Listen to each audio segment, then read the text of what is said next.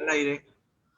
Buenos días, bienvenidos a este espacio del Instituto Eleusis. Como todos los viernes, desde hace 6 semanas, estamos compartiendo algunas reflexiones y comentarios en torno al libro Símbolo de Transformación, libro del doctor Carl Gustav Jung, la primera obra que él escribió en el contexto de su colaboración y posterior separación de Sigmund Freud.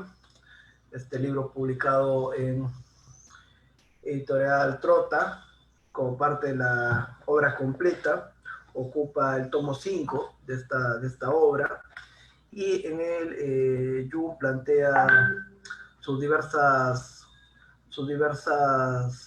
reflexiones con respecto a algunos temas como la libido, lo inconsciente y el arquetipo del héroe, la separación de esta madre, ¿no? La comprensión de, digamos, el complejo edípico, pero en términos de individuación. Y esto supuso, digamos, una serie de controversias y una serie de conflictos, ¿no? Con Freud. La relación ya venía bastante debilitada y este libro terminó como de generar la separación definitiva entre ambos. En el libro, Jung parte del análisis de una artista que es Miss Miller, una paciente que él no llegó a ver personalmente, pero de la cual adquirió ciertas anotaciones de fantasías, escritos que ella había hecho y también ciertos datos clínicos, ¿no? En la primera parte del libro, Jung introduce las dos concepciones de lo que él va a creer que es el aspecto consciente e inconsciente, llamándolo pensamiento dirigido, como un pensamiento que tiene que ver de alguna manera con el desarrollo de la conciencia, la voluntad, la intencionalidad, y que es muy posterior al desarrollo primigenio de lo inconsciente, ¿no?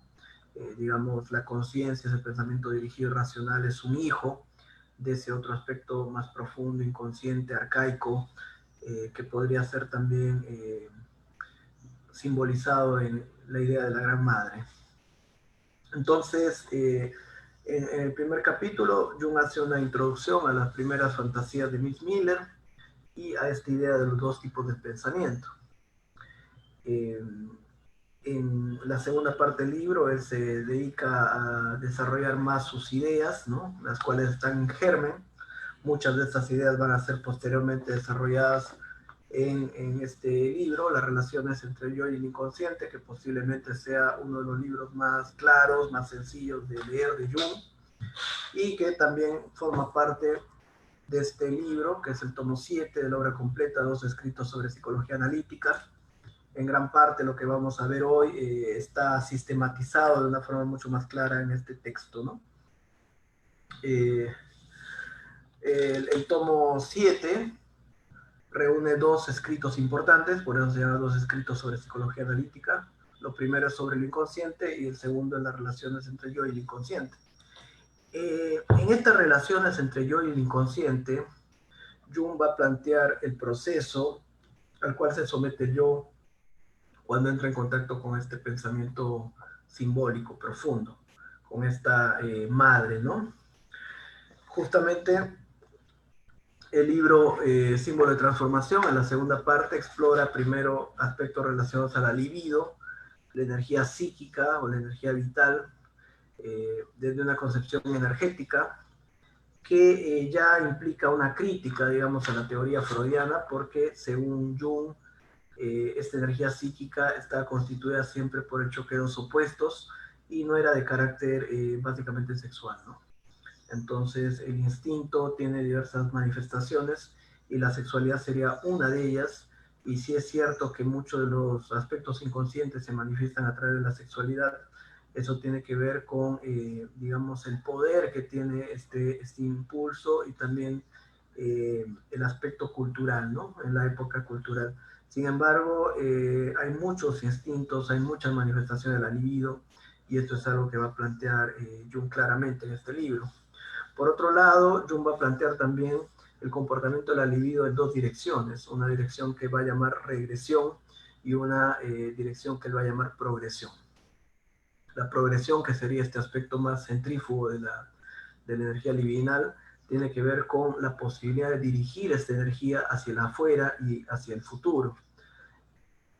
Cuando de alguna manera yo encuentro alguna dificultad en el mundo exterior o carece de la fuerza para dirigir esta libido hacia la realidad externa, por decirlo así, puede de alguna manera regresionar trayendo la energía libidinal hacia sí mismo en un movimiento de introspección o de regresión, lo cual está sujeto a ciertos riesgos, como va a mencionar acá justamente Jung en la idea de la lucha por liberarse de la madre en este capítulo, y que después muy bien va a desarrollar también en las relaciones entre yo y el inconsciente, cuando él va a decir que en realidad el inconsciente no es un aspecto inofensivo, sino que está sujeto, digamos, a muchos peligros.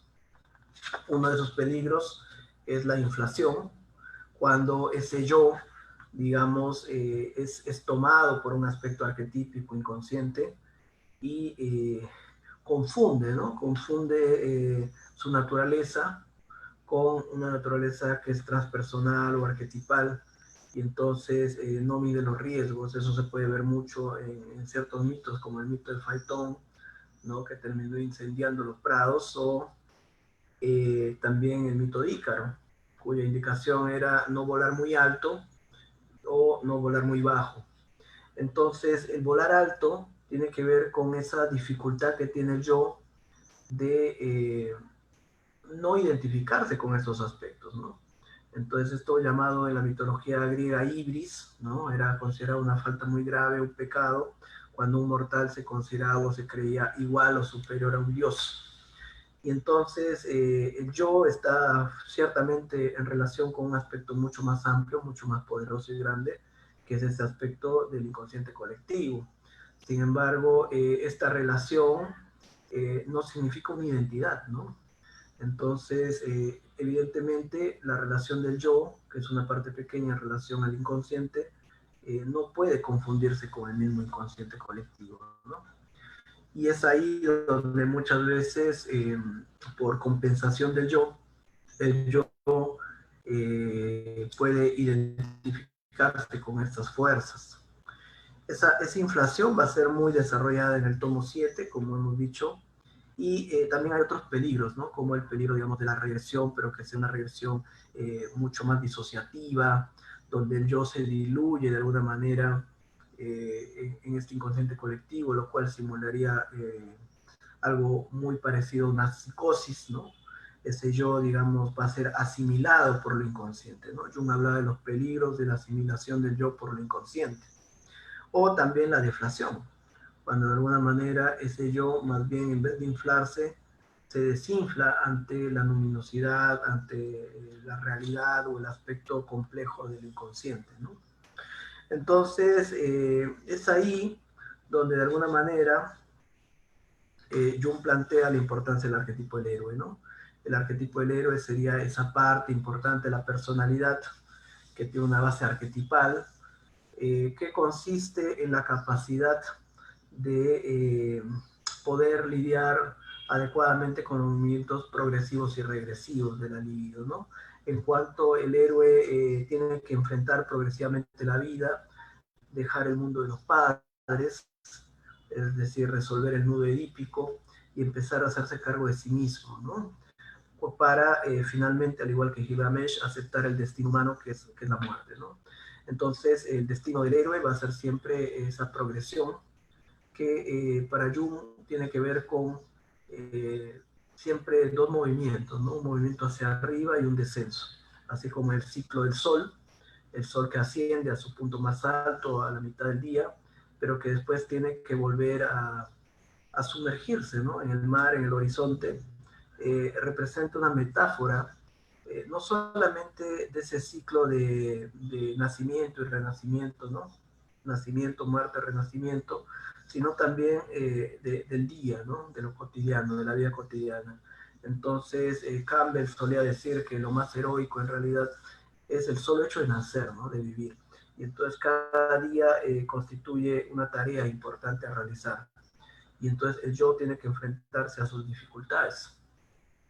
Pero también hay otro aspecto en la vida que tiene que ver con esa inmersión en el agua, ¿no? Esa inmersión en ese mundo del inconsciente, de lo simbólico, y ahí es donde Jung viene a hablar de la importancia de los simbolismos de la madre, como la cueva, el bosque, el mar, donde ocurren, ¿no? Muchas hazañas heroicas, donde el héroe tiene que descender, digamos, al Hades, ¿no? O al interior de una cueva, o al mar, ¿no?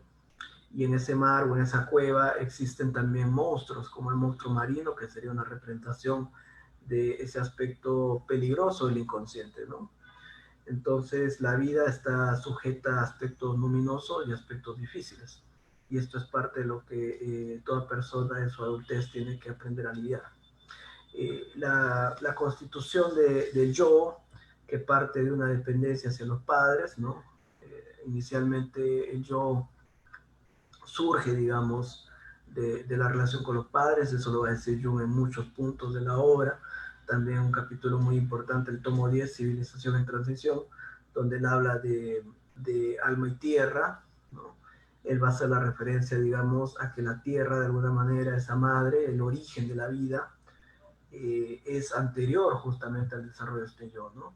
Y que está demostrado en la psicología, que la psicología del niño está influida inicialmente por el encantamiento de los padres, ¿no? Y que en realidad el niño no tiene una psicología propia, sino que tiene que ir adquiriendo su propia identidad a través de la diferenciación de los padres. Y entonces en esto va a ser fundamental el arquetipo del héroe, porque tiene que ver con esa separación del mundo de la infancia, con esa, digamos, retiro de la proyección, porque muchas veces el niño está sujeto no solamente a la figura paterna, sino a la proyección arquetípica que él proyecta sobre los padres, ¿no? Por ejemplo, el padre como una autoridad irrefutable, ¿no? Divina, o la madre como una fuente inagotable de alimento, ¿no? O de protección. Entonces, definitivamente no tienen que ver con la realidad de lo que es la madre personal, sino con una proyección de un aspecto mucho más arquetípico. En la medida en la que el niño va enfrentando la realidad y va dándose cuenta que su madre no es divina, sino que es humana, que tiene un aspecto sombrío, un aspecto difícil, que es insuficiente, como decía Winnicott, ¿no? Que no hay madres perfectas, sino suficientemente buena. Este yo tiene que empezar a, de alguna manera, compensar aquello que no tienen los padres desde sí mismo, ¿no? Entonces es así como el héroe también es de alguna manera el padre de sí mismo. Tiene que ocuparse de sus propias necesidades. Cuando un yo es muy vulnerable o cuando ha sido muy sobreprotegido, este proceso, ¿no? De maduración psíquica falla. Y entonces es ahí donde el yo queda, digamos, de alguna manera tomado por esos aspectos del inconsciente, ¿no? Fijado al mundo de los padres y donde se da este núcleo edípico. Y es ahí donde se requiere, digamos, del sacrificio, ¿no? Jung va a mencionar que el sacrificio es sacrificar el mundo de la infancia para asumir la vida adulta. Entonces, este aspecto también representado muchas veces en los rituales, ¿no? Cuando se hacía una separación del niño de la madre y se le introducía al mundo del padre, el padre que instaura esa función de separación, ¿no? Del inconsciente, también tiene que ver con una representación de un principio llamado en el psicoanálisis de logos, ¿no? Mientras la madre representa el eros, la fuente de la vida, la fuente de lo inconsciente, lo creativo, lo afectivo y lo sexual que une, eh, el logos introduce la separación, ¿no? Entonces, Lacan también solía decir que, bueno, la función del padre es introducir el nono y que no se puede comprender al padre sino en la relación del hijo con la madre, ¿no? Y entonces es ahí donde el padre viene a instaurar esa separación, ¿no? Esa negación. Esa negación, digamos, de esta simbiosis con el mundo inconsciente, con el mundo instintivo, representado por la madre, que es la primera figura, ¿no? Que introduce la vida, eh, está también representada no solamente en el padre, sino también en toda la cultura, en las leyes, en las normas. Entonces la prohibición del incesto sería no solamente una prohibición puntual del incesto, sino un intento de separación del yo, de esa unión con ese aspecto inconsciente. Entonces, Jung va a reconocer, sin embargo, desde el título del capítulo, que me parece genial, ¿no? La lucha por diferenciarse de la madre. Jung va a decir justamente que esa madre, ¿no? Cuando hablamos ya de los símbolos de la madre del renacimiento, estamos entendiendo que cuando él hace referencia a la madre, no hace referencia literal a la madre personal, sino a lo inconsciente, ¿no? A lo inconsciente que es esa gran madre, y que ese inconsciente no solamente es la figura de una madre, una figura digamos, materna, sino que también puede ser un aspecto simbólico como el mar, la cueva, la ciudad, ¿no? El país. Entonces Jung va a decir, por ejemplo, en alma y tierra, que mientras la madre representa la tierra, ¿no? La tierra que dio origen, ¿no? A la vida, que nos vio nacer, la patria representa las fronteras, ¿no? Los valores. Entonces, de alguna manera, mientras la tierra se expande indiferentemente de fronteras, la patria delimita. Y entonces la función justamente de la madre, ¿no? Y del padre tiene que ver con esto, ¿no? El padre es quien pone los límites al inconsciente para que ese yo pueda estructurarse y diferenciarse. Entonces, por lo tanto, ambas funciones son fundamentales, la función materna y la función paterna. Eh, es cierto, ¿no? Es cierto que ese exceso de prohibición, de represión que introduce lo paterno puede llevar a una desconexión importante, ¿no? Del cuerpo, de la sexualidad, como se dio en el cristianismo, como bien denunció Nietzsche, ¿no? En El origen de la tragedia, que uno a partir de la prohibición de la función paterna puede también empezar a generar un exilio de ciertos aspectos, ¿no? Como los aspectos dionisíacos, los aspectos más sensibles, más sensuales, más emocionales, y eso también genera neurosis, ¿no? Y dificultades, como bien demostró también Sigmund Freud. Entonces, por lo tanto, la resolución tiene que ver con establecer una buena relación, ¿no? Tanto con los aspectos del yo, ¿no? Un yo estructurado, un yo adaptado a la realidad, pero también poder establecer y recuperar un diálogo con esa madre, ¿no? Con ese aspecto inconsciente. Por lo tanto, el héroe no solamente tiene que enfrentar su propia vida para lograr la maduración y la adaptación, como pensaba Sigmund Freud, ¿no? O Alfred Adler, que el sentido de la vida tenía que ver con amar y trabajar y con desarrollar un sentimiento de comunidad, un sentido de vida desde las propias capacidades reales que nos permitan superar el sentimiento de aislamiento y de inferioridad, sino que tiene que ver también con la necesidad de una conexión con esa fuente mítica, esa fuente arquetípica, esa fuente simbólica. Necesitamos desarrollar nosotros un sentido mítico en la vida, ¿no? Un sentido heroico, que en nuestra vida tiene un sentido trascendental, tiene un propósito mayor. Entonces, esa búsqueda de sentido trascendente es también una necesidad instintiva del ser humano. El ser humano tiene sed de sentido, como diría Víctor Frankl, tiene una voluntad de sentido que lo empuja a tratar de encontrar un sentido en su vida. Y entonces la idea de Nietzsche va a ser fundamental, de que nosotros no somos quienes somos, sino que debemos trabajar para ser quienes realmente somos, ¿no? Entonces el hombre es como un camello, decía en Zaratustra, que carga todo el peso de la sociedad, ¿no? Y cuando empieza el proceso de autoconocimiento y confrontación consigo mismo, ese camello se retira al desierto y entonces surge el león que se opone, que lucha contra los condicionamientos, y aparece este dragón, que es este gran aparato de los aspectos sociales, inconscientes y colectivos, que tiene tatuada en cada escama la palabra tú debes, ¿no?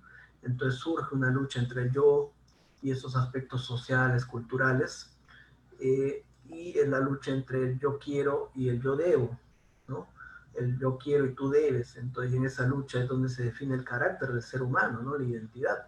Por lo tanto, llegar a ser quien uno es no es algo pasivo, sino es un proceso activo que requiere también ser capaces de liberarnos de los diversos aspectos que influyen en nuestra psique, ¿no? Según Jung, influye tanto el aspecto inconsciente como el aspecto consciente. Entonces, pero en su parte colectiva. Jung va a hablar en el libro 7 que debemos liberarnos, por un lado, de los condicionamientos de la conciencia colectiva, ¿qué quiere decir con esto, ¿no? Lo que él va a llamar el espíritu de la época, ¿no? Todos los valores culturales, todo lo que se dice que debes hacer, lo que Heidegger acusó, ¿no? Como ese mundo de lo uno, como ese mundo de lo impersonal, donde la gente dice, tú debes hacer esto, se dice que hay que hacer esto, se dice que hay que hacer tal cosa. Entonces, al liberarnos de los roles y las máscaras y los debes, lo que queda es un yo que es libre para decidir lo que quiere ser y que puede ser de acuerdo a cada situación y que puede tomar conciencia de el rol que él quiere asumir y la forma como él quiere responder. Sin embargo, cuando uno está tomado por estos roles, no hay libertad. Uno actúa de forma estereotipada de rol y está tomado por ese rol social, ¿no? Lo que llamaríamos por esa máscara. Entonces, hoy en día podríamos pensar, ¿no?, que es más fácil este proceso, pero si lo pensamos, digamos, en un contexto cultural mucho más complicado, ¿no? Por ejemplo, el contexto islámico, ¿no? Definitivamente una mujer va a tener mucha mayor dificultad para ser ella misma. En algunos lugares la posibilidad de ser uno mismo es nula, porque el peso de ese aspecto patriarcal, cultural, que oprime la identidad es muy alto, ¿no? Y entonces Nietzsche habló de esta rebelión al Padre, ¿no? Y por eso la muerte de Dios, matar a Dios, ¿no? Porque ante la muerte de Dios el hombre puede ser autor de su propio destino. Sin embargo, el riesgo es que todo esté permitido, ¿no? Porque a esa muerte de Dios le correspondería el desarrollo de una conciencia que es capaz de diferenciar, ¿no?, lo que es bueno y lo que no. Entonces la función del padre es estructurar desde fuera del yo ese aspecto, ¿no?, de la prohibición. En la medida en la que el yo puede adquirir su conciencia, puede desarrollarse, es que ese yo puede realmente asumir su propia vida. Pero esto sería solamente un aspecto, ¿no? Digamos, en la teoría freudiana, un poco la resolución, ¿no?, de este conflicto era que yo tenía que de alguna manera aceptar su frustración, ¿no?, aceptar, adaptarse al principio de realidad y, digamos, redirigir ese deseo, ese impulso, ¿no?, hacia aquello que es viable, ¿no? O sea, salir del narcisismo, desarrollar el encuentro sexual con el otro, eh, digamos, superar el Edipo. Entonces, esta lucha, ¿no?, con el padre, digamos, es solamente la mitad de un proceso que ya es bastante complicado. Por eso en la mitología vemos nosotros este aspecto del padre devorador, ¿no? Este Urano, que no deja nacer a sus hijos, o Cronos, que se lo devora. Entonces representa este aspecto de cómo lo patriarcal puede devorar la individualidad. Sin embargo, Jung se va a centrar en este libro más que en la figura del padre, que él consideró que Freud había explorado bastante bien, en la figura de la madre, ¿no? Era una figura que hasta ese momento no se había desarrollado ampliamente en el psicoanálisis. Entonces es ahí donde la madre puede ser representada por esa fuente de la vida, ese aspecto inconsciente, representada, como hemos dicho, en la cueva, el árbol, ¿no?, la ciudad, la tierra, el mar. Sin embargo, esa influencia de la madre, ¿no?, es tan poderosa sobre la vida del individuo que la diferenciación de ese aspecto requiere de una lucha. Por eso el capítulo La lucha por liberarse de la madre tiene que ver con este intento del yo de separarse de la influencia, tanto de la madre personal como de la madre arquetípica, ¿no? Lo que hace difícil en parte la separación de la madre personal no es solamente el vínculo afectivo o la lealtad a la madre, ¿no?, o la influencia de la madre sobre el yo, sino además su trasfondo arquetipal, ¿no? La madre garantiza de alguna manera la tranquilidad, la madre garantiza de alguna manera ese mundo en el cual el yo no tenía que preocuparse de sí mismo, ¿no?, y lidiar con las dificultades de la vida. Entonces, en ese sentido, la madre va a tener que ser superada, ¿no? Va a tener que ser superada para dar lugar al yo. Hola, Gaby, ¿qué tal? Entonces, en la lucha por liberarse la madre, también hay que mencionar algo que había dicho Jung en varias ocasiones. Jung dijo, por ejemplo, que para ser adulto había que superar a los padres, ¿no? Y que el análisis y el proceso de individuación comienza cuando uno deja de culpar a los padres y asume la responsabilidad de su vida como adulto. Entonces, lo más difícil, decía él, para un hombre es dejar a su madre, ¿no?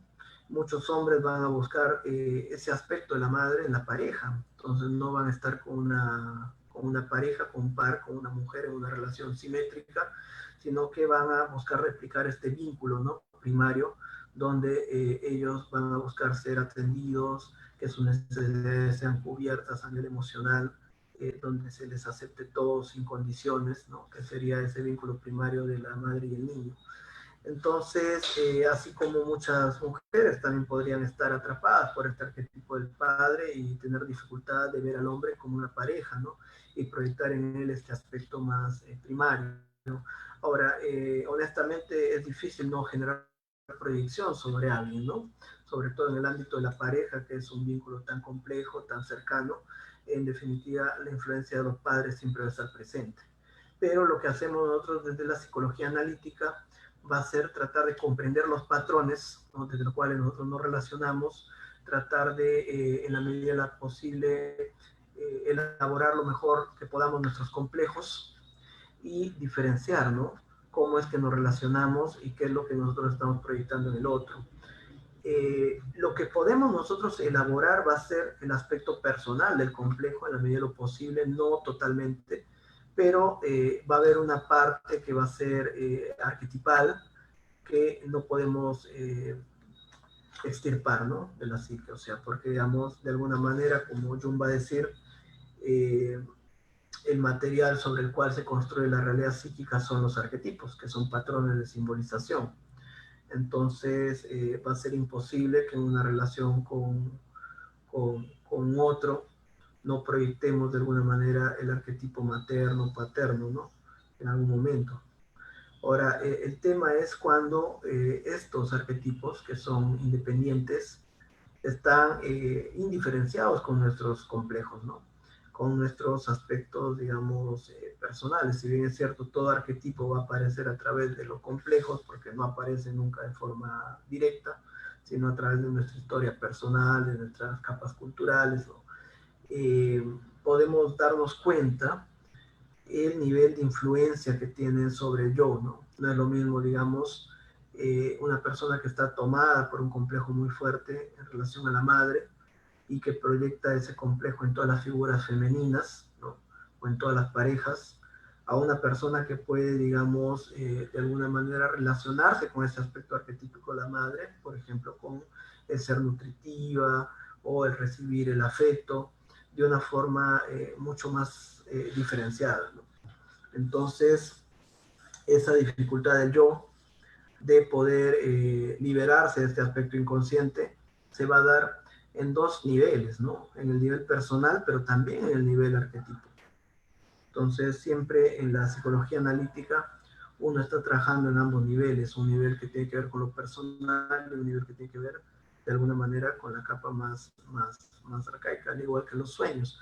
Hay sueños que tienen que ver con aspectos personales y sueños que tienen que ver con aspectos mucho más arcaicos, arquetipales, ¿no? Y entonces, cuando hablamos de la difícil tarea de liberarse de la madre, no estamos limitándonos entonces a la madre personal. No estamos hablando de que es difícil liberarnos de la madre personal, lo cual es cierto en muchos momentos. Por ejemplo, en las investigaciones experimentales, Jung ponía un caso de una madre y una hija, cuyos resultados de los experimentos de asociación eran muy similares. Y él habla del contagio psíquico, ¿no? Y también Jung va a hablar mucho de ese efecto de hechizo que los padres pueden tener sobre los hijos, ¿no? Un estado de encantamiento ese. Y va a hablar también Jung bastante, ¿no? De que lo que más daño le puede hacer a un hijo es la vida no vivida de los padres. Por lo tanto, si bien es cierto, es muy difícil liberarnos de la influencia de los padres, ¿no? Personales, porque bueno, son las figuras más importantes, que mayor influyen. El yo de niño está más sujeto a esas influencias, ¿no? está menos desarrollado, tiene menos recursos para diferenciar esas influencias, Jung no se está limitando a ese plano, ¿no? Del trabajo psíquico, digamos, sino que va mucho más allá, ¿no? Va a esa influencia de los aspectos inconscientes sobre nuestra vida. Por lo tanto, así es como el héroe tiene que desarrollar la función paterna, ¿no? Reconciliarse con el padre, enfrentar la vida, ¿no? Proveerse a sí mismo, enfrentar las diversas dificultades en ese movimiento progresivo. En el movimiento regresivo, que es esa búsqueda hacia el interior, esa regresión al mundo interno, al espíritu de lo profundo, yo va a tener que lidiar con los peligros de ese contacto con lo inconsciente, ¿no? Que como hemos dicho, en dos escritos de psicología analítica se desarrolla muy bien. Los peligros, como decíamos, de la inflación, de la deflación, de la regresión o la despersonalización que puede sufrir yo en ese contacto. Esto lo podemos ver también mucho en el libro rojo, cuando Jung entra en contacto con su propio inconsciente y se ve un proceso, digamos, de confrontación importante, al punto de que él dice que fue la fase de confrontación con las imágenes de su inconsciente. Entonces, este contacto con este mundo espiritual, que está plasmado en muchas obras, ¿no? En muchos cuentos, ¿no? El acceso a ese bosque mágico, a la cueva del dragón, la lucha con el monstruo marino, va a tener que ver mucho con esto, ¿no? Con enfrentar estos aspectos del inconsciente. Y es ahí donde llegamos al otro capítulo que vamos a revisar el día de hoy, que es el capítulo de la doble madre. La idea de la doble madre encierra una idea mayor que es de gran relevancia en la psicología analítica, que es la idea de que justamente nosotros lidiamos con dos dimensiones de la vida, una dimensión personal y una dimensión también transpersonal, ¿no? O arquetípica. Cuando un psicólogo, digamos, o un terapeuta no es capaz de conocer los aspectos arquetípicos, ¿no? La influencia de los arquetipos sobre la psique, puede tener dificultades, ¿no? Porque, digamos, en la psicología habitualmente o en el psicoanálisis se tiende a pensar que todos los contenidos psíquicos provienen de la experiencia personal, sobre todo del pasado. Entonces, va a mencionar algunos casos, Jung, ¿no? Importantes. Por ejemplo, en el tomo 10 menciona un caso de algunos pacientes que, digamos, no tenían un niño, por ejemplo, que tenía miedo, ¿no? A la bruja, y entonces que no tenía ningún dato real para temer de la bruja, ¿no? O sea, no tenía ningún dato real de la madre, en un aspecto negativo de la madre, como para temer eso, pero Jung decía justamente que este miedo a la figura de la bruja es un miedo arquetipal, es un miedo que, digamos, va más allá de las experiencias personales y que muchas veces los psicólogos, los analistas, al no encontrar motivos en la esfera personal del paciente, empiezan como a interpretar cosas o a tener dificultades. Pero si nosotros supiéramos que en la psique no solamente tenemos las experiencias personales, sino también todo un inconsciente filogenético heredado que tiene que ver con las experiencias transgeneracionales, familiares, con las experiencias, digamos, más primitivas, ¿no? Del hombre arcaico, con las experiencias más primitivas, por ejemplo, incluso de las capas animales que nosotros tenemos, ¿no? En la profundidad de la psique, podríamos entender que muchos procesos psicopatológicos no pasan por la conciencia personal o la experiencia personal, sino que son rezagos, ¿no? Decía Jung, así como hay rezagos, por ejemplo, a nivel del apéndice o de la glándula del timo, que no se sabe realmente para qué sirven en el hombre actual, ¿no? Y que seguramente habrán tenido una función importante en el pasado. Nosotros también tenemos rezagos a nivel psíquico, ¿no? Y entonces cuando muchas veces se activan estos complejos o estos contenidos patológicos, podríamos decir, a veces lo que está activo no está en la capa personal biográfica, sino en ese aspecto arquetípico más profundo, ¿no? Entonces es ahí donde tenemos nosotros que operar en otro nivel de profundidad con el trabajo simbólico. Y entonces ese ir, ¿no? Se creía muchas veces en las culturas nativas, ¿no? Que cuando el paciente estaba enfermo, entonces había perdido el alma. Y el curandero tenía que, a través de un ritual, ¿no? Como por ejemplo el consumo de ayahuasca o de iboga, alguna sustancia así maestra, tenía ese curandero que ir a ese mundo de los espíritus para recuperar el alma del paciente, ¿no? Que había sido raptada, tomada por un animal o por un ser no mágico, un demonio, por un enemigo. Entonces el curandero estableció una lucha o una operación en ese plano, digamos, espiritual, simbólico, para recuperar el alma del paciente, ¿no? Entonces, de esta manera, podemos decir que las tareas que se dan en el plano de la vida, ¿no? No son las mismas que se dan en el plano de lo arquetipal. O sea, son dos trabajos diferentes. Cuando uno trabaja en el plano del inconsciente colectivo, con los símbolos y las imágenes, y cuando uno trabaja en el plano de la psicoterapia, de los aspectos personales. Si bien es cierto, esto no está separado, no existe, digamos, dimensión personal que no contenga la dimensión arquetípica, y no existe dimensión arquetípica sino a través de los complejos personales, podremos saber que en términos heurísticos, teóricos, la psicología analítica de Jung plantea ya con esta idea de la doble madre dos campos de trabajo totalmente diferentes, ¿no? Esto supone una ruptura con el modelo freudiano, que básicamente se queda en un plano de lo personal. Y si bien es cierto, Jung, digamos, reconoce, ¿no?, la importancia de Freud y de Adler, ellos, sobre todo Adler y también Freud posteriormente, no se quedaron en la esfera netamente personal porque incluyeron reflexiones y aspectos culturales, ¿no?, mejor que ningún otro autor antes en la psicología, pero no pudieron de alguna manera identificar este plano, ¿no?, del aspecto transpersonal de la psique, lo que Jung va a llamar la psique objetiva, la psique arquetípica. Entonces, por lo tanto, hay una madre que es personal y hay una madre que es arquetipal. Y esto lo va a continuar muy bien Stanislav Grof, ¿no? Posiblemente Grof sea el autor, ¿no? Me sorprendió a mí saber que Grof era un psicoanalista, ¿no? Yo siempre lo había ubicado como humanista porque él estuvo en esta formación de la tercera fuerza, pero en realidad es un autor que tiene mucha base freudiana y que después leyó también a Otto Rank, a Reich y a Jung, ¿no? Y que definitivamente Grof sí pudo explorar mucho más, ¿no?, al igual que Jung, esta capa transpersonal de la psique, ¿no? Entonces, la idea de la doble madre plantea claramente de que hay dos capas, ¿no? Una capa personal y una capa transpersonal en la psique, y que el trabajo terapéutico analítico no es el mismo. Otro aspecto importante de la doble madre es reconocer la doble naturaleza de la madre, ¿no? La madre tiene un aspecto creador y un aspecto devorador, sombrío.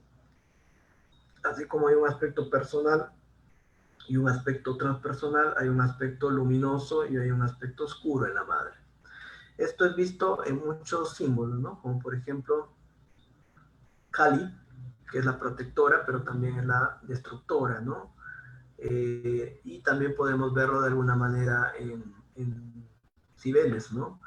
Esta diosa que conduce este carruaje tirado por leones, y que es la creadora de la vida, ¿no? Esa fuerza instintiva que de alguna manera Schopenhauer llamó la voluntad, esa fuerza que busca perpetuarse a sí misma y, ¿no?, y que se replica, ¿no?, sin ninguna conciencia, ¿no? Se replica a sí misma y que no tiene moral, que la vida se replica a través de la vida, incluye la muerte, ¿no? O sea, sin muerte no puede haber vida. Y entonces cuando uno es capaz de comprender que la vida implica ambos aspectos, ¿no?, lo creativo y lo destructivo, todo es así, ¿no? Todo es así. O sea, toda vida incluye ambos polos, ¿no? No hay persona que sea totalmente perfecta o luminosa, todos tenemos oscuridad, no existe un amor que no tenga dificultades. Entonces, toda situación va a implicar este doble aspecto, esta doble naturaleza. Entonces, básicamente esas son las dos ideas principales de estos dos capítulos. Hay algunas referencias que va a hacer Jung a muchos símbolos, ¿no? Entonces, es importante mencionar que Miss Miller, ¿no? Sigue con sus fantasías, ¿no? Sus imaginaciones. Eh, Hablábamos cuando hablamos de la génesis del héroe, de este héroe Chihuantopel, que ella crea que es un héroe azteca, ¿no? Y en este momento dice, ¿no? Que Chihuantopel aparece viniendo del mediodía montado a caballo y envuelto en un manto de vivos colores, rojo, azul y blanco. Un indio vestido con una piel de gamo, guarnecida con perlas y adornado con plumas, avanza agazapándose y se dispone a disparar una flecha contra Chihuantopel. Este descubre su pecho en actitud desafiante, y el indio, fascinado ante esta visión, huye y desaparece entre la maleza. Esta fantasía, que decíamos que muchas veces tiene que ver más con las interpretaciones que hace Jung que con la intención o el contenido real que produjo Miss Miller, habla de un símbolo importante, ¿no? En primer lugar, Chihuantopel está cabalgando un caballo. Jung va a hacer una descripción minuciosa del simbolismo del caballo, ¿no? Como un aspecto del libido, del instintivo. Sabemos que el hombre, digamos, también al tratar de domar al caballo, proyectaba su deseo de domar su propio instinto, ¿no?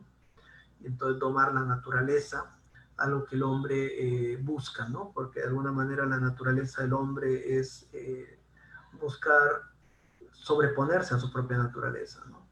El hombre es el animal que se determina a sí mismo, ¿no? Que trasciende su animalidad a través de justamente ese dominio de lo animal, ¿no?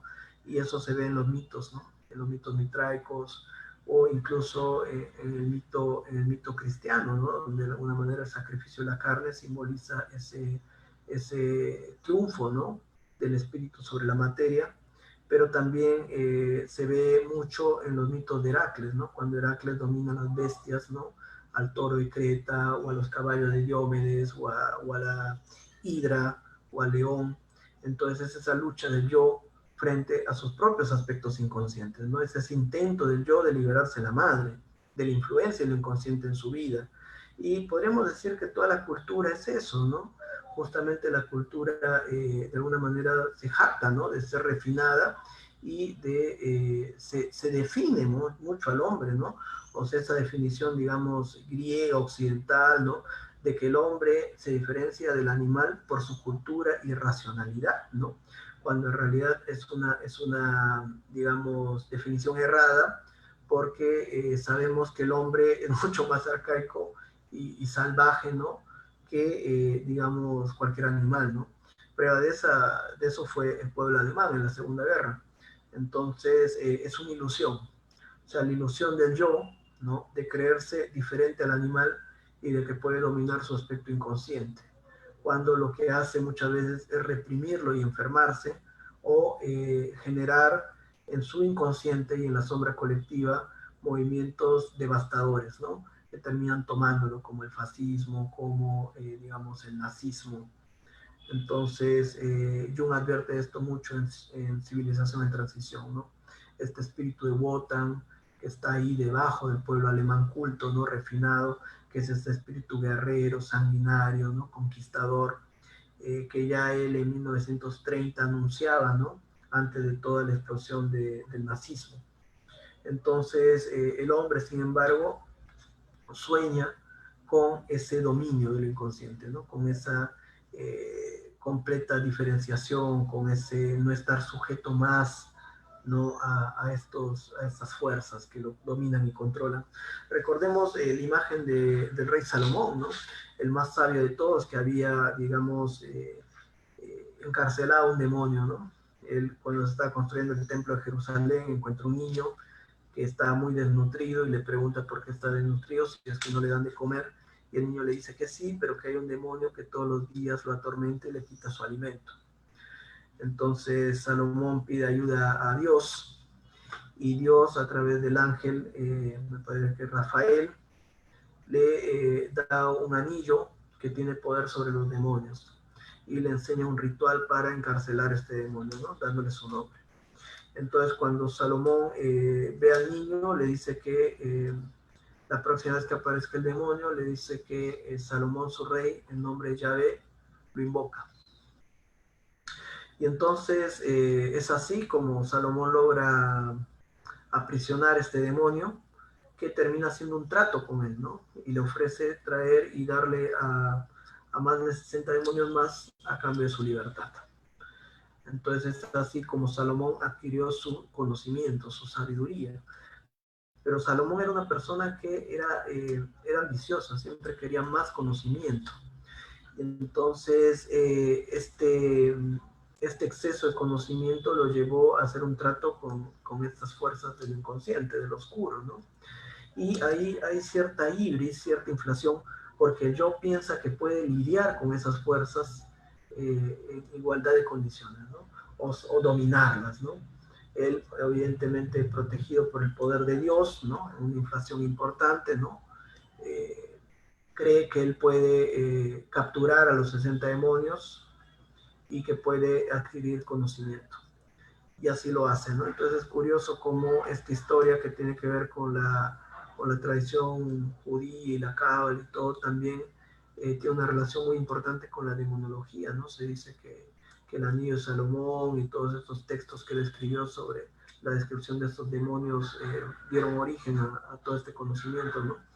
Y entonces Salomón, sin embargo, no había podido atrapar a Asmodán, ¿no? Que es el demonio de la lujuria. Y entonces finalmente él va a sucumbir, Salomón va a sucumbir y va a perder toda su sabiduría y la gracia de Dios, ¿no? Entonces el templo de Salomón también va a ser destruido, ¿no? Y esto es una referencia a la dificultad que tiene el yo, ¿no? De poder lidiar, reprimir, controlar las fuerzas del inconsciente, ¿no? Entonces, Salomón no es el único que intentó, Gilgamesh también intentó vencer la muerte, ¿no? Entonces, el yo, de alguna manera, como decía Sartre, es una pasión inútil, ¿no? Que siendo hombre quiere ser Dios, ¿no? O siendo, no siendo cosa o animal, quiere ser cosa o animal. Entonces, ese hombre que no acepta su naturaleza, que es ser hombre, ¿no? Y ser hombre es justamente ni ser Dios ni ser cosa o animal. Entonces es justamente ser una persona que está en esa línea, ¿no? En esa línea entre ambas realidades. Y entonces es difícil, digamos, liberarse de esa influencia del inconsciente, ¿no? Entonces el caballo representa ese deseo del hombre de controlar estos aspectos inconscientes. También se hace leyenda, ¿no? Hace una relación al templo de Jerusalén, donde se adora la imagen del burro, ¿no? Y entonces también se decía que Odín o Botán era mitad caballo, mitad humano, y que también la diosa Hécate tenía cabeza de caballo, ¿no? Entonces se le atribuye, digamos, al caballo diversos aspectos del inconsciente, ¿no? Poseidón, digamos, está relacionado al caballo. Se encuentra, por ejemplo, importante relación al trueno con el caballo, ¿no? Muchos dioses guerreros cabalgan, ¿no? El diablo cabalga, ¿no? Entonces, hay acá en la selva de Perú un mito que dice que el diablo sale a cabalgar en la noche, pero que su montadura son las mujeres promiscuas, ¿no? Que en la noche las mujeres promiscuas se convierten en lo que se llama la runamula, ¿no? Que son una especie de centauros, pero femeninos, entonces, y que son cabalgadas por el diablo. Y entonces el símbolo digamos, de alguna manera de, de este aspecto del caballo, ¿no? Relacionado al diablo, a lo sombrío, a lo instintivo, ¿no? También relacionado a la cabra, aspectos de carácter fálico. Va a mencionar Jung que tenía una paciente, ¿no? Que hablaba de que la tormenta era algo que fecundaba la tierra y que era como un rayo o un caballo, ¿no? Y entonces esta paciente sin educación, dice, a la que su marido había forzado al principio con gran violencia a mantener relaciones sexuales con él, soñaba con mucha frecuencia que un caballo salvaje saltaba sobre ella y pisoteaba su cuerpo con sus cuartos traseros, ¿no? Entonces va a hacer una serie de referencias al caballo, va a mencionar también a los centauros como dioses del viento. Entonces, de alguna manera, el caballo estaría relacionado a esta parte instintiva, ¿no? Esta libido, esta energía sexual. Y Miss Miller, ¿no? De alguna manera ha logrado sublimar su propio instinto, su propia relación con lo masculino a través de estas imágenes, ¿no? Del héroe que es capaz de cabalgar el caballo, de domarlo. Entonces sería una proyección de su propio ánimo. Va a decir Jung que Miss Miller en definitivamente no se ha dado cuenta, ¿no? No se ha dado cuenta que en realidad la figura masculina no es la que ella idealiza, que ella aún no ha confrontado realmente la figura de lo masculino con su experiencia personal amorosa o real, y por eso idealiza en el héroe, ¿no? Esta figura.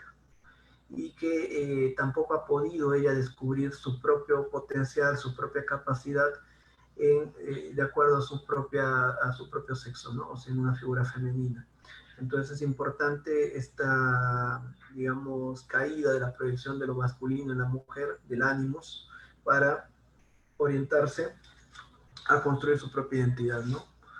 Entonces también va a haber un aspecto importante del caballo como un psicopompo, ¿no? Un conector con el camino, con el mundo del inconsciente.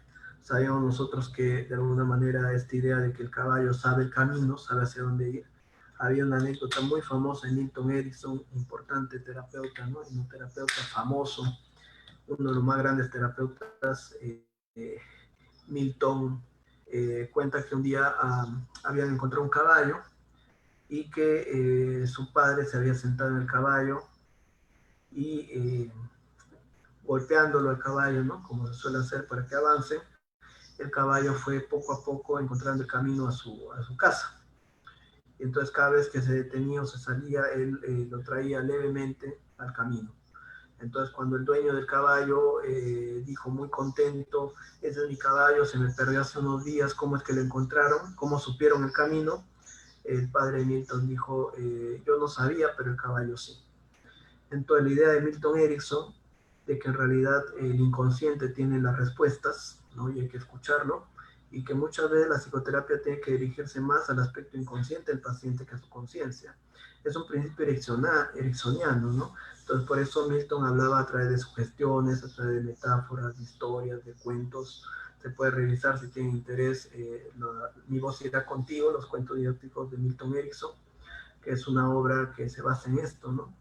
Y entonces, de alguna manera, el caballo está asociado a ese inconsciente que sabe el camino, ¿no? Que conoce, que guía.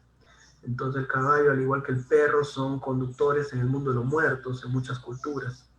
Entonces, ese mundo oscuro donde el yo, digamos, no tiene los recursos, pero que esta parte instintiva sí puede de alguna manera guiar. Y también es importante el simbolismo, digamos, de Atenea, ¿no? Esa guía dentro, Ateneo, Perséfone, esa figura del ánima dentro del inconsciente que nos guía y que muchas veces trae, ¿no? El regalo divino, el psicopompo, como este Pegaso, ¿no? Con el cual el héroe puede enfrentar sus hazañas, ¿no? Lidiar con la sombra. Entonces, por lo tanto, el inconsciente no solamente es una fuente de problemas, ¿no? De traumas, sino también es un medio de conexión con los recursos más profundos de la psique, ¿no? Con aspectos luminosos, aspectos, digamos, poderosos, a los cuales podemos acceder, los regalos divinos, ¿no? De los mitos griegos o de los cuentos de hadas. Entonces, es importante esto, ¿no? Después va a mencionar, Jung va a hacer referencia a un pasaje, digamos, de Julio César, de Shakespeare, donde él va a poner la figura de Bruto, que Bruto básicamente pide, ¿no? A Antonio y Octavio que sea, ¿no? Que sea él ajusticiado, ¿no? Entonces, y Bruto le va a responder, ¿no? Entonces él va a pedir, va a decir yo en un acto de alguna manera infantil, histérico, ser castigado, ¿no? Y entonces va a hacer toda una reflexión posteriormente Jung con respecto a este aspecto infantil del yo, que el yo muchas veces cuando no ha logrado superar este núcleo infantil, asume actitudes histéricas, ¿no? Donde demanda que el mundo, que los otros resuelvan sus necesidades infantiles, reacciona de forma desmedida, ¿no? Emocional, y él va a poner que de alguna manera Casio se había quedado, ¿no? Rezagado en este aspecto de sí mismo, como dice, frecuentemente podemos ver en personas que en apariencia son dueñas de su vida y de sus semejantes, pero que sin embargo, en lo que respecta a las demandas de sus emociones, siguen siendo todavía unos niños. Las figuras del drama milenario, en tanto en cuanto son hijas de la fantasía de su creadora, describen todas ellas como es natural este o aquel rasgo de carácter propio de su autora. El héroe Chihuantopel representa la figura ideal proyectada aquí en lo masculino. Por decirlo aún más claramente, Miss Miller, respondiendo a su juventud, sigue aún identificando lo ideal con el varón. A este respecto, está claro que no ha vivido todavía ningún saludable desengaño, sino que continúa regocijándose de sus ilusiones y que sigue sin saber que la única figura ideal que significaría algo para ella tendría que ser de naturaleza femenina. ¿Va? Cuando una figura de la importancia vital de una figura ideal se prepara para cambiar, está obligada a morir de alguna manera. Estas tendencias habían cobrado ya expresión en la canción de la polilla, pero experimentan aquí una definición más precisa. El mundo infantil de Miss Miller quiere tocar a su fin, para ser sustituido por la etapa adulta. Los deseos que las jóvenes sienten a veces de morir no suelen ser más que expresiones indirectas de este hecho, una expresión que continúa además siendo una pose, incluso aún expresión que continúa además en una pose aun cuando mueran realmente, pues incluso la muerte se puede dramatizar. Con este desenlace, lo único que hace la pose es acrecentar su efecto. El simbolismo de la muerte exprese la cúspide de la existencia, constituye un lugar común, implica una muerte, una criatura infantil que es Miss Miller, no ni objetos ni normas de vida de las que se sienta responsable. De así, de aquí que no esté aún preparada para asumir el problema del amor, pues este reclama conciencia y responsabilidad, visión y previsión. Es una decisión de por vida y cuyo final está la muerte. Amor y muerte tienen bastante que ver entre ellos. Entonces, esto es importante, ¿no? Entonces, en la segunda parte justamente de esta visión de Miss Miller, nos confrontamos al flechazo, ¿no? En el pecho, ¿no? Abrir el pecho, Chihuantopel ofrece su pecho a este otro indio para que él le lance un flechazo, pero digamos, el indio se fascina, dice, con esta visión y huye. Entonces, ¿qué podría decir este simbolismo, no? O sea, estoy listo para la muerte, estoy listo para el amor, entrego el pecho, ¿no? Sabemos la analogía frecuente, ¿no? De la flecha, ¿no? La flecha, digamos, muy unida al arco de Artemisa, de Eros y de Apolo. Entonces, la flecha de Artemisa que tiene que ver con lo impulsivo, los impulsos, ¿no? Los instintos, la flecha de Apolo que tiene que ver con la razón y la flecha de Eros que tiene que ver con el amor, ¿no? Entonces, digamos que hay una historia muy famosa, que es la historia en la cual Apolo se jactaba, ¿no? De haber matado a la serpiente Pitón, y que el pequeño Eros intenta robarle sus flechas. Entonces, en ese intento de robarle sus flechas, Apolo se da cuenta y todos se burlan, ¿no? Se burlan de él. Entonces, Eros trata de convencer a Apolo que sus flechas son mejores, pero nadie le cree. Entonces, en venganza, Eros le lanza una flecha a la ninfa Dafne para que rechace a Apolo y le manda una flecha con punta de oro a Apolo para que se enamore. Y es así como el gran dios Apolo termina rogando, implorando el amor de Dafne, para diversión de todos los dioses, ¿no? Y para regocijo de Eros. Entonces, mientras más imploraba el amor Apolo, más se le escapaba a Dafne, ¿no? Era imposible, digamos, conquistarla, porque había sido flechada por Eros, ¿no? Por el rechazo. Y entonces, esta dinámica, ¿no? Muchas veces en la histeria, ¿no? De buscar el amor, pero a la vez escapar de él. Es muy importante también, esa doble naturaleza de Eros, ¿no? Que Eros une, pero también separa. Entonces, y dentro de los hijos de Marte y Afrodita, también está Demos y Fobos, ¿no? Y entonces decía Juno muchas veces que es más el miedo, ¿no? Muchas veces el que impide el amor, ¿no? Es mucho más el miedo lo que impide el amor. Entonces, ese rechazo al amor también es parte de la naturaleza de Eros, ¿no? Entonces, si Miss Miller, como dice Jung, si es acertado, tiene esta dificultad, ¿no? De entregarse al amor, esta dificultad, digamos, de abrir el pecho, de dejarse atravesar por esa flecha, ¿no? De Eros. Entonces, en su vida, el simbolismo estaría dando el mensaje de la resolución, ¿no?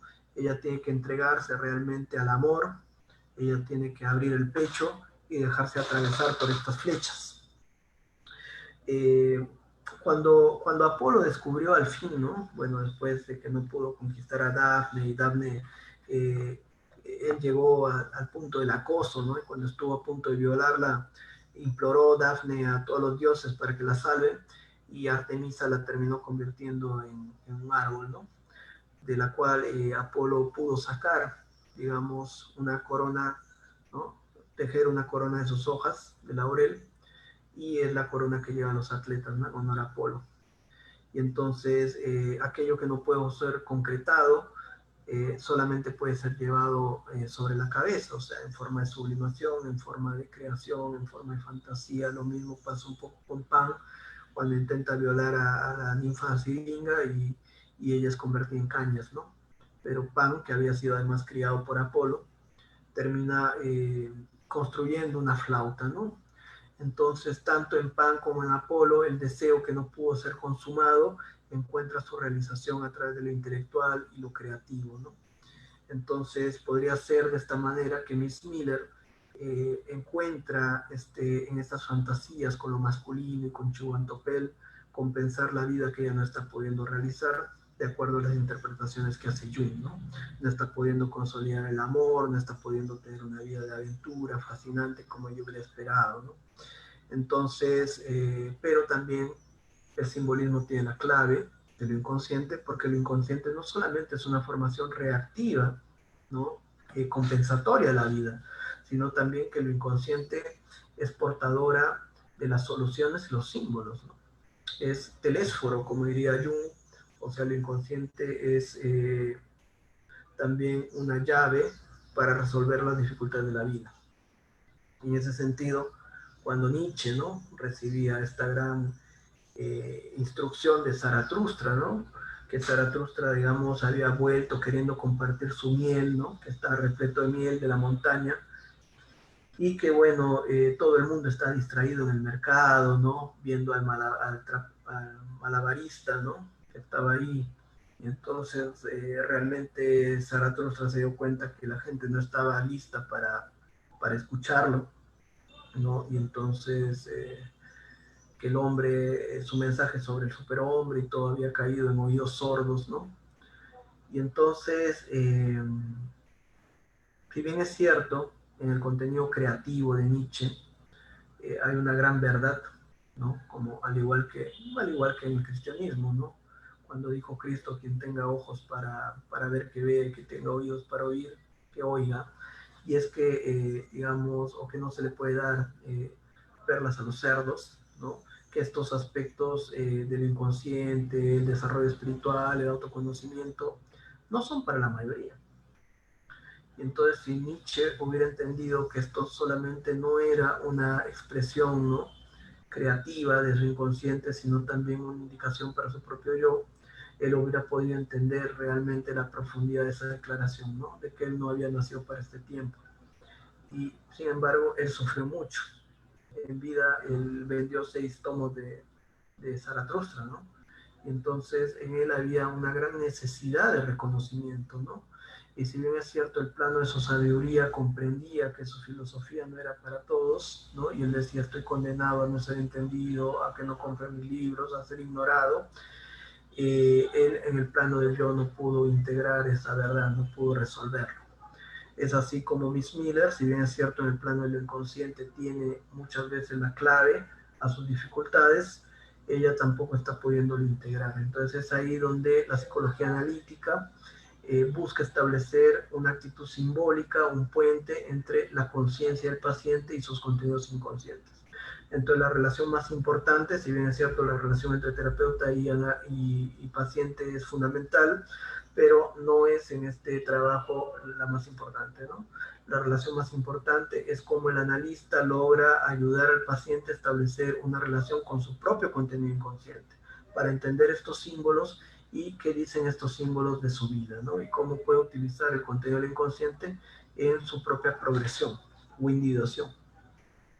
Entonces, si bien es cierto, la figura de la flecha hace referencia a Eros, ¿no? A Apolo y todos estos simbolismos de aspectos inconscientes, en el mito de Apolo y de Eros podemos darnos cuenta que finalmente Apolo no tuvo más opción que reconocer que las flechas de Eros, de su pequeño hermano, ¿no? Que es representado en la forma de un bebé, ¿no? Pero que no tiene nada de bebé, es un dios terrible, hasta Zeus le tenía miedo y por eso fue exiliado del Olimpo. Eh, es más poderosa, ¿no? Esa flecha es mucho más poderosa que la flecha del propio Apolo. Quiere decir que el aspecto inconsciente es mucho más poderoso que la conciencia, que la emoción es más poderosa que la razón, y esto lo dijo también mucha gente, por ejemplo, Blaise Pascal, cuando decía, hay razones que el corazón comprende y la razón desconoce, ¿no? La logic to core. Entonces existe más allá del temor, del miedo al amor, a la adultez, un aspecto que se abre paso desde lo simbólico y que le da la clave a Miss Miller, ¿no? Para la resolución. Entonces, ese abrir el pecho, entregarse, ¿no? A la posibilidad del amor, podría ser justamente una salida de ese complejo, ¿no? Digamos, mucha gente más bien empieza a utilizar el mundo simbólico, la fantasía, como una evasión, ¿no? De la vida. Y empieza a entrar cada vez más en contacto con esos aspectos, lo que para Jung suponía un peligro, porque en la medida uno va cargando, digamos, los aspectos inconscientes del libido, ¿no? Estos van regresionando hacia capas más profundas, lo cual podía devenir en un cuadro disociativo, ¿no? En una psicosis. Entonces esto era parte de la teoría junguiana y Jung pensaba que en realidad la psicosis tenía un origen psicógeno, ¿no? Entonces que era una especie de evasión de la realidad, ¿no? De sobrecarga de contenidos inconscientes ante la dificultad del yo de enfrentar la propia vida. Entonces, otro aspecto importante tiene que ver con la flecha como un aspecto relacionado a la mente también. En el budismo sabemos nosotros esta anécdota, ¿no? De el hombre que había sido herido de muerte por una flecha y que estaba tan preocupado en tratar de descubrir quién había lanzado la flecha, que se terminó muriendo. Cuando vinieron los hombres, dijeron, le sacamos la flecha, y dijo, no, primero averigüen quién la lanzó, ¿no? Y entonces muchas veces la mente, ¿no? La mente constituye también una herida, como la flecha del rey pescador, ¿no? O sea, ese surgimiento de la conciencia genera esta decisión, esta separación entre el inconsciente y la conciencia, como la separación del niño de la madre, ¿no? En el parto. Y entonces esa herida, esa expulsión del paraíso, donde el mundo era tranquilo, donde no había preocupaciones, empieza con una especie de flechazo, ¿no? O de herida del yo, que esa herida va a dar lugar al desarrollo de la conciencia, es como en el caso del robo del Prometeo, ¿no? Del fuego.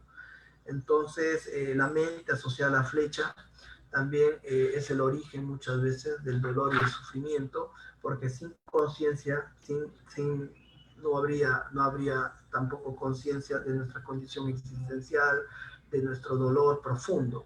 Entonces, de ahí que diga Buda también, ¿no? La importancia, ¿no?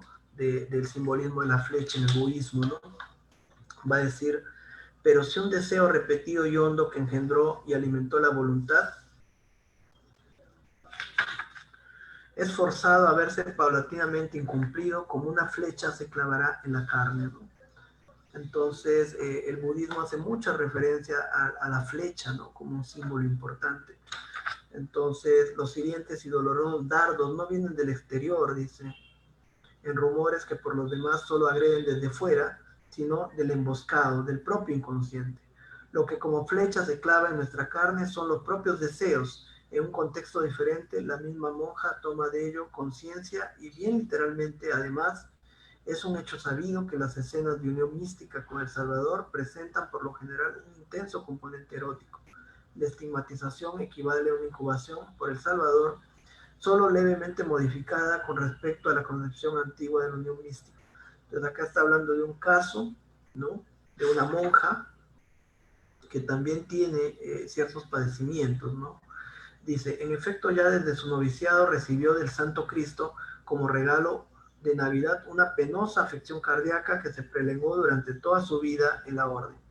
Dios mismo le reveló internamente que obedecía a la decadencia del espíritu de esta y sobre todo a los pecados de sus hermanas, pero lo que hacía penosísima esta afección era su don, que ella poseía desde su juventud, por el que podía ver cómo eran en verdad las personas interiormente. La afección de su corazón la sentía ella físicamente, como si su corazón fuera traspasado sin cesar por flechas.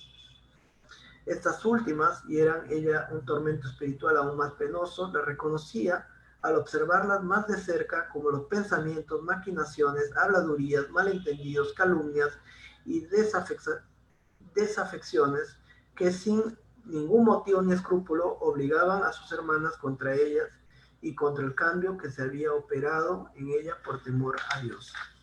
Entonces las flechas también son símbolos de estos contenidos inconscientes, los pensamientos y emociones que surgen del interior, ¿no? Sabemos que en el relato de Buda, ¿no? Cuando Buda se ilumina, ¿no? Digamos, eh, primero le mandan, ¿no? Le mandan a Buda, digamos, las hijas de Mara, ¿no? Que lo intentan seducir, él se mantiene ecuánime, después aparece Mara y le ofrece riquezas, poder, ¿no? Dinero, y también se mantiene ecuánime, y posteriormente, al ver Mara que no había podido,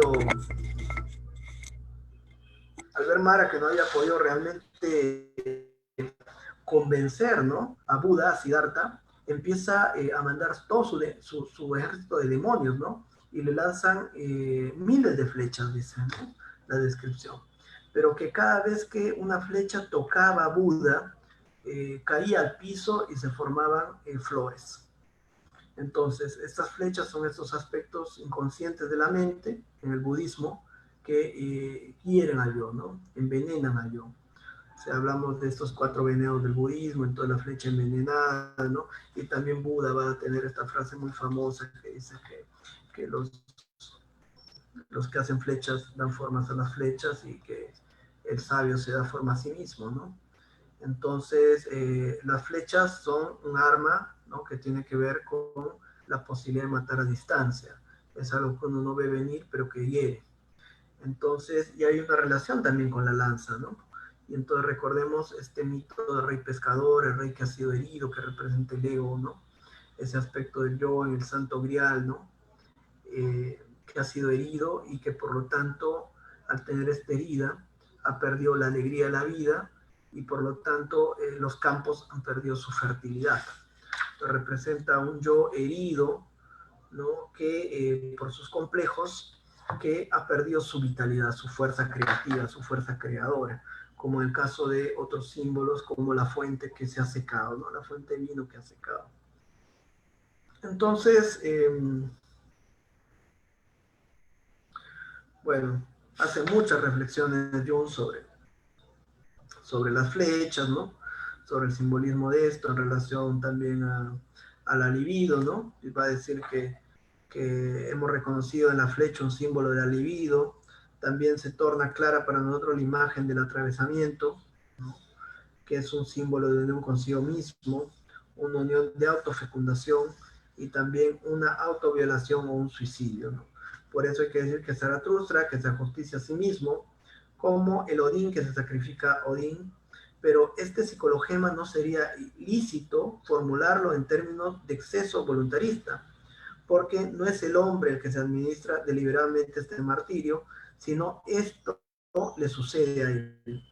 Si se le atribuye lo inconsciente por una parte de su personalidad, no queda más remedio que admitir que él es quien de hecho se ensaña consigo mismo, pero en la medida en la que el simbolismo de su pasión es arquetípico, es decir, colectivo, esto mismo puede contemplarse como un signo de una persona como esta, que ya no sufre en sí misma, sino del espíritu de su tiempo, sufre una causa objetiva e impersonal, es decir, de su inconsciente colectivo que comparte con todos los demás hombres. Entonces, el símbolo también de la flecha en este contexto donde Chihuantopel muestra el pecho, ¿no? Prácticamente en un acto de suicidio, ¿no? Temerario. También podría hacer referencia a lo que Jung va a denominar el sacrificio del héroe, ¿no? O el egocidio, que es la necesidad de matar aspectos de nosotros mismos en este proceso de individuación. Si nosotros no estamos dispuestos a matar aspectos de nosotros, no podemos seguir en este camino de individuación. Eso es fundamental. Entonces, la herida abierta por la propia flecha empieza pues por ser un estado de introversión, dice. Lo que esto significa, ya lo sabemos, la libido se hunde en su propia profundidad y encuentra allí abajo en la oscuridad el sustituto del mundo superior que ha abandonado, el mundo de los recuerdos, en el que lo más poderoso e influyente son las imágenes de los primeros de entre ellos. En el mundo del niño, ese estado paradisiaco de la primerísima infancia, del que nos despertó la ley rondante del tiempo. En este mundo subterráneo dormitan sentimientos de hogar y esperanza que todo lo deviene. Entonces, muchas veces esta herida, ¿no? Representa este punto de ingreso al mundo interior, ¿no? Entonces, es a través de la muerte de Beatriz o de Eurídice que Dante y Orfeo hacen este proceso de catarsis, ¿no? De descenso al infierno, al inframundo. Pero el peligro es grande, dice Jung, como dice Mefistófeles, porque las profundidades son seductoras. Cuando la libido abandona el mundo de arriba, sea por propia decisión del individuo, por disminuir su fuerza vital o porque ese es el destino del hombre, vuelve a hundirse en la propia profundidad, en la fuente de lo que brotó un día y retrocede a esa brecha, al ombligo por el que penetró entonces en este cuerpo. Esta brecha es la madre, pues de ella vino a nosotros el torrente de la vida. Por ello, cuando ante la obligación de cometer una obra magna el hombre retrocede por desaparecer de sus fuerzas, su libido vuelve entonces a correr hacia esa fuente. Señalando su libido, vuelve entonces a correr hacia una fuente, señalando ese peligroso momento en que se decide la aniquilación de una vida nueva. Si la libido se queda ahora presa en el reino encantado del mundo interno, la persona ya no será más que una sombra para el mundo superior y estará poco menos muerta o moribunda. Pero si la libido consigue liberarse de nuevo y abrirse paso hasta el mundo de arriba, produce un milagro. Viajar por el mundo subterráneo ha sido para ella como bañarse en una fuente rejuvenecedora y de la muerte aparente cobra vida y fertilidad nueva. Esta asociación de ideas aparece expuesta en un mito indio. Un día entró Vishnu en trance y durante ese letargo dio a luz a Brahma, quien, entronizado sobre una flor de loto, ascendió a lo alto desde el ombligo de Vishnu, trayendo a la vez los Vedas consigo, absorto con avidez de su lectura. Nacimiento de la idea creadora de la introversión. El trance de Vishnu hizo, sin embargo, que cayese un funesto diluvio sobre el mundo. El mundo es devorado y destruido por la introversión. Aprovechando la oportunidad, un demonio le robó a Brahma los Vedas y los ocultó en las profundidades. Brahma despertó entonces y a Vishnu, y este, transformándose en un pez, se sumergió en las aguas y luchó con el demonio y lo venció para recuperar nuevamente los Vedas. Entonces, en este proceso, digamos, se describe nuevamente este aspecto de la relación entre el yo y el inconsciente, ¿no? Jung va a plantear que el costo de esa regresión, ¿no? De esa regresión, digamos, de alguna manera introspectiva, ¿no? Va a ser la desconexión con el mundo, del mundo de la extroversión, del mundo externo. Por lo tanto, lo que tenemos que hacer es volver a encontrar ese equilibrio entre ambos mundos, ¿no? Entonces va a decir Jung que esta primitiva asociación de ideas describe la penetración de la libido en el reino interno del alma, en el inconsciente, y allí son constelados por introversión y regresión de la libido, contenidos hasta entonces latentes. Estos son, como enseña la experiencia, las imágenes primitivas, los arquetipos a los que la introversión de la libido enriquece ahora con recuerdos individuales a un grado suficiente como para que la conciencia pueda por fin percibirlos, como cuando una estructura cristalina latente se torna visible en el agua madre debido a la cristalización de las moléculas. Dado que, como es natural, estas introversiones y regresiones solo tienen lugar en esos momentos en que se demuestra necesariamente una nueva orientación y adaptación. El arquetipo constelado es cada caso la imagen originaria de la necesidad del momento. Entonces, esta idea es fundamental, ¿no? La idea de que, de alguna manera, los contenidos inconscientes están ahí, pero que para que sean percibidos o se activen requieren de energía libidinal que va a surgir, en este caso, del movimiento de regresión de la libido, ¿no? Entonces, por infinita diversidad que puede aparecerle a nuestra razón, las distintas situaciones, sus posibilidades nunca trascienden los límites naturales, sino que se ajustan siempre a unos patrones que se repiten de una forma más o menos típica. La estructura arquetípica del inconsciente se corresponde con el término medio y el suceder habitual de las cosas. Los cambios que un hombre puede llegar a experimentar, dice Jung, no son infinitos en su diversidad, sino que constituyen variantes de un número limitado de modelos típicos a los que se sujeta el suceder de los hechos. Entonces acá va a introducir Jung esta idea de los arquetipos, ¿no? Como justamente patrones de expresión. Entonces, esto va a estar claro, ¿no? Para Jung que, digamos, la psique no es una tabla rasa, sino que se manifiesta a través de ciertos patrones, ¿no? Entonces, con respecto a la lucha para liberarse de la madre, bueno, Jung va a plantear esto, ¿no? La relación entre el yo y el inconsciente está sujeta a una serie de dificultades, aparece muchas veces este aspecto devorador de la madre como el dragón, como el monstruo marino, ¿no? La imago materna representa lo inconsciente para permanecer unido, ¿no? O sea, justamente el aspecto de la madre quiere permanecer unido a la conciencia, ¿no? Entonces no quiere perder su relación con él. Entonces, el trabajo justamente de la conciencia es esa diferenciación de ese aspecto inconsciente, ¿no? Donde va a ser fundamental la figura del héroe, como hemos dicho en muchos momentos. Entonces, y ahí es donde se da esta lucha, ¿no? Esta lucha del héroe con el dragón, con el monstruo, que quiere devorarlo, que quiere asimilarlo. Las demandas del inconsciente, dice Jung, operan al principio como un veneno paralizante sobre la energía y el afán de aventura, por lo que puede muy bien comparársele a la mordedura de una serpiente venenosa. En apariencia siempre se lleva consigo la energía, es un enemigo demoníaco, pero en realidad el dragón es lo inconsciente mismo, cuya tendencia opuesta empieza a obstaculizar el afán consciente de progreso.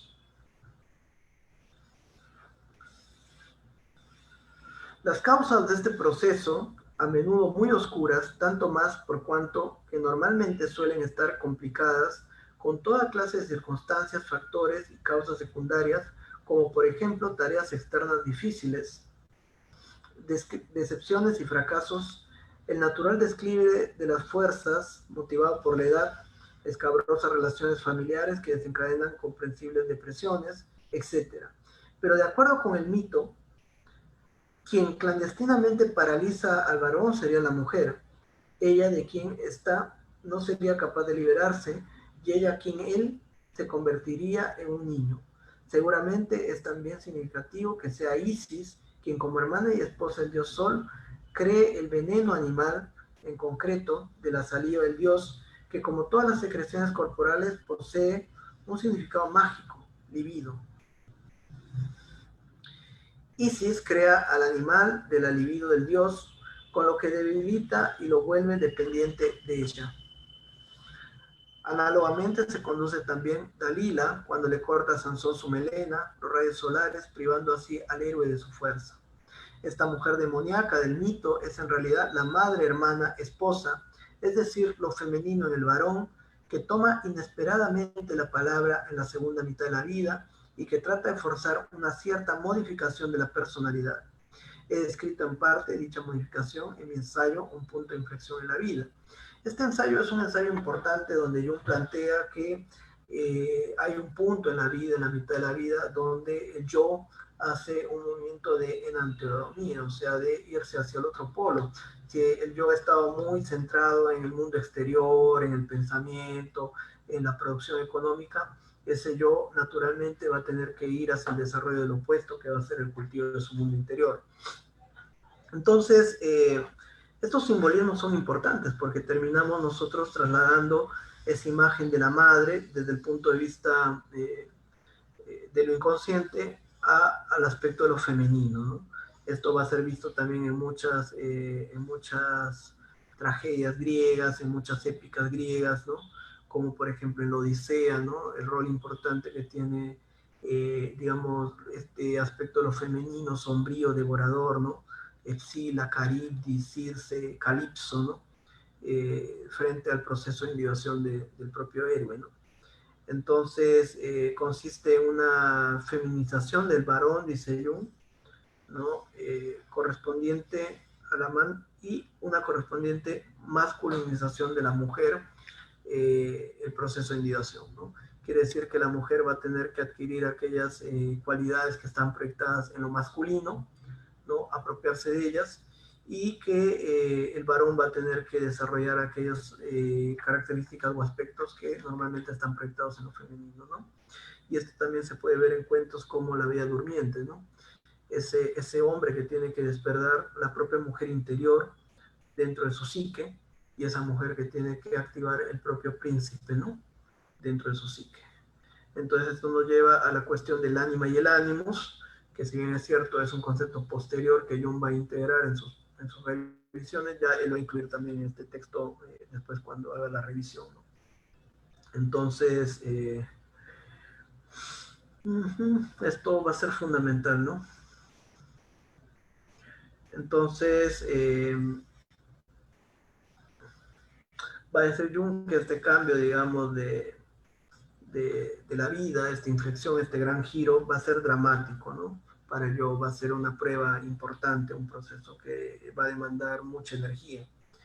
Entonces, cuando la energía progresiva se presenta paralizada, va a decir él, aparece justamente una catástrofe, ¿no? Para recuperar ese equilibrio, ese flujo de la vida.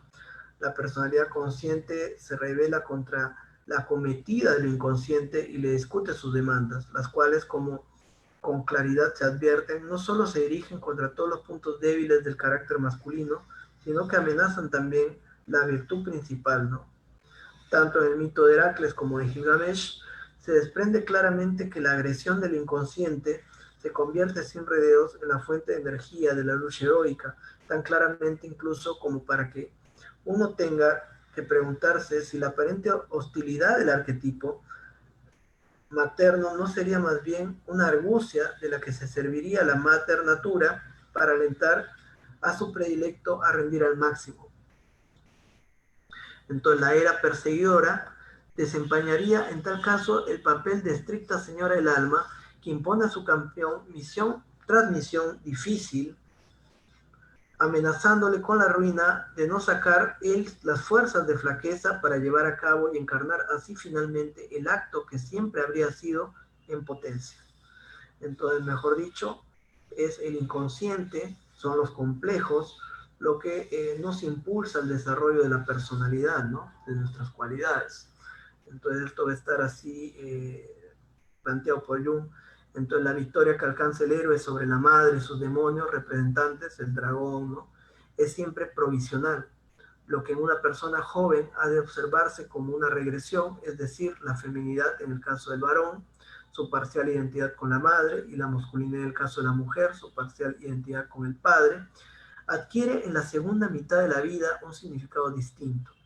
La asimilación de la tendencia del sexo opuesto se convierte en la tarea que es necesario resolver para mantenerse a la libido en progresión. Dicha tarea consiste en la integración del inconsciente, es decir, en la ensabladura de lo consciente y lo inconsciente. Este proceso, sobre el cual tengo que remitir al lector a posteriores obras, lo he llamado proceso de individuación. En dicho estadio, el símbolo materno ya no hace retrospectiva referente a los comienzos, sino a lo inconsciente como matriz creadora del futuro. Penetrar en la madre significa, pues, establecer una relación entre el inconsciente y el yo. Entonces, esto sería toda una reinterpretación del proceso y la finalidad del análisis, ¿no? También de esa idea de lo edípico, donde, digamos, ese anhelo de la madre es, por un lado, evasivo, ¿no? Evadir la realidad de la vida, ¿no? Volver a ese estado defensivamente de tranquilidad, donde yo no tenía que luchar y preocuparse, pero también, por otro lado, es el deseo, ¿no? Del yo, de acceder a ese mundo más profundo que es el mundo del inconsciente, para encontrar ahí los recursos que requiere. Entonces, como excavado en la tierra, dice, está el que se ahonda a sí mismo. En realidad es un muerto que ha vuelto a la madre tierra, un ceneo sepultado por 100 cargas, ¿no? Entonces, es decir, el amor a su mater natura, emprender con ella la vía dolorosa, el tránsito, el camino de la pasión hacia la gruta que se sacrifica el toro. Así Cristo ha de cargar también con la cruz y llevar al lugar del sacrificio, donde según la versión cristiana se sacrifica el cordero, la figura de Dios, en la que Dios, para luego sepultado en una tumba subterránea, ¿no? La cruz, lo que fuera que el héroe tenga que acarrear pesadamente a cuestas, es el mismo, o por decirlo aún más propiamente, su sí mismo, su totalidad, así divina como animal. Es decir, no solo el hombre empírico, sino la plenitud de su ser, cuyas raíces brotan de la naturaleza animal y se elevan a lo divino, trascendiendo lo meramente humano. El sacrificio, cuyo significado secreto es polivalente, adivinamos que entendemos empieza por pasar por la conciencia de nuestra autora sin consumarse. La flecha no sale del arco, el veneno no hiere de muerte a Chihuantopel, ni éste está dispuesto a morir inmolándose. Y sin embargo, a juzgar por el material disponible, podríamos decir que con este sacrificio está seguramente significándose la cancelación del vínculo con la madre, es decir, la renuncia a todos los lazos, restricciones acarreados por el alma a la vida adulta. De diversas insinuaciones de Miss Miller se desprende que en los días de esas fantasías ella vivía todavía dentro del círculo de la familia, evidentemente en la edad en la que había sido ya necesario independizarse. Resulta aquello, por ello significativo, que la aparición de sus fantasías se produzca vinculada a un viaje por el ancho mundo, es decir, a una separación de su entorno infantil. Ninguna persona, en efecto, puede vivir por un tiempo en exceso prolongado en el seno de la familia, sin que ello redunde en un cierto perjuicio para su salud mental. La vida llama a la persona a independizarse, y sobre quienes por comodidad y cobardía infantiles no siguen esa llamada, pende la amenaza de una neurosis. Si ésta termina finalmente por estallar, acaba también convirtiéndose en un motivo y perfectamente válido para rehuir el enfrentamiento con la vida y permanecer para siempre encallado en la atmósfera moralmente corruptora de la infancia. De esa lucha por la independencia personal forma parte la fantasía del flechazo. Chihuantopel, en efecto, es una típica figura del ánimos, es decir, una personificación de la dimensión femenina que habita en el alma, de la dimensión masculina que habita en el alma femenina. Es una figura arquetípica que se activa muy especialmente cuando la conciencia se niega sin motivos suficientes a entregarse a los sentimientos e instintos que le sugiere lo inconsciente. En lugar del amor y entrega, hacen aparición la masculinidad, características del pendenciero, obstinada, autoafirmación y el diablo de las opiniones en todas sus variantes posibles. El Animus no es en absoluto un hombre real, sino un héroe infantil, un tanto histérico, cuyas ansias por ser amado se traslucen a través de los agujeros de su coraza. Por esta figura, ha vestido Miss Miller sus principales decisiones, o por así decirlo aún más propiamente, esas decisiones no han superado aún el estadio de una fantasía inconsciente y la conciencia, en otras palabras, todavía no la ha reconocido como suyas. En la lucha por la vida, toda la libido es necesaria. Esta decisión que ha de romper todos los lazos sentimentales con la infancia, con el padre y la madre, no puede todavía tomarla la soñante, y sin embargo, tiene en verdad que tomarse si realmente quiere ella ser fiel a la llamada de su propio destino. Entonces, esto sería la referencia a este primer capítulo, el capítulo de la lucha por separarse de la madre. Bueno, hemos llegado al fin de esta sesión. No vamos a poder revisar en detalle el capítulo de la doble madre, pero bueno, en la noche tenemos otra sesión, que sería la segunda parte de estas reflexiones. Diríamos que en realidad el aspecto más importante de este capítulo tiene que ver justamente con este proceso de diferenciación de lo inconsciente que señala Jung, ¿no? En relación a la fantasía de Miss Miller. Y bueno, la próxima semana estaremos llevando a cabo el cierre de este tomo. Haremos una revisión al capítulo del sacrificio y después a las conclusiones del libro. Bueno, les agradecemos a las personas que han estado siguiendo este espacio. Les recordamos que hoy día a las 20 horas de Perú vamos a estar haciendo la continuación de estas reflexiones con José Benzanilla y Ada Marcos. Bueno, muchas gracias. Hasta luego.